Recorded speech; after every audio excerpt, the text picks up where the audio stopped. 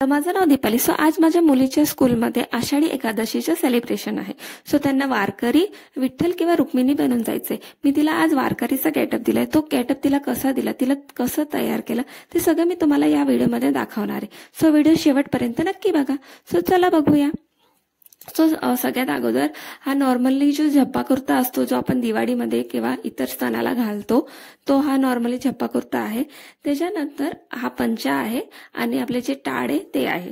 आणि तुम्ही नॉर्मली तुळशीची माळ सुद्धा घेऊ शकतात, पण माझ्याकडे तुळशीची माळ नाहीये.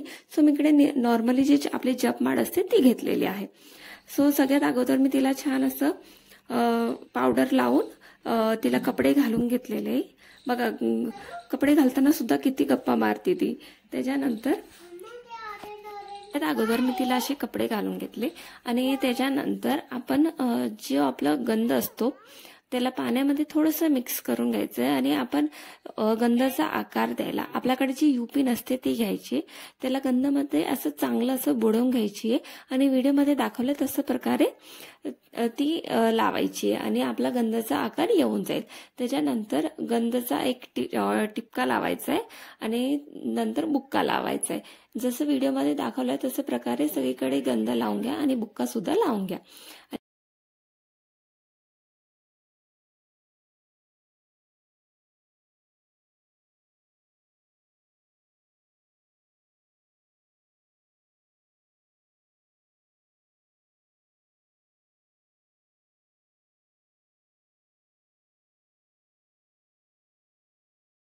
आणि त्याच्यानंतर हा जो पंचा असतो त्याला चांगला असा फोल्ड करून घ्यायचा आहे. त्याला तुम्ही एक खांद्यावर सुद्धा नॉर्मली देऊ शकता, पण मी इकडे तिला 2 खांद्यावर दिलंय. त्याच्यानंतर आपली जी जप माळ आहे ती घातली आणि टाळ सुद्धा तिला दिलेले आहे.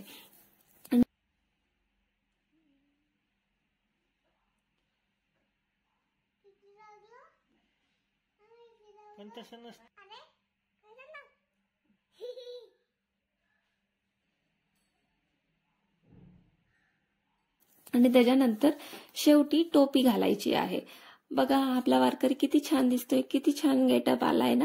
तुम्हाला हा गेटअप कसा आवडला तर नक्की सांगा. जर तुम्हाला हा व्हिडिओ आवडला असेल तर व्हिडिओला लाईक आणि चॅनलला सबस्क्राईब नक्की करा आणि व्हिडिओला शेअर करायला विसरू नका. भेटू पुढच्या व्लॉगमध्ये. बाय.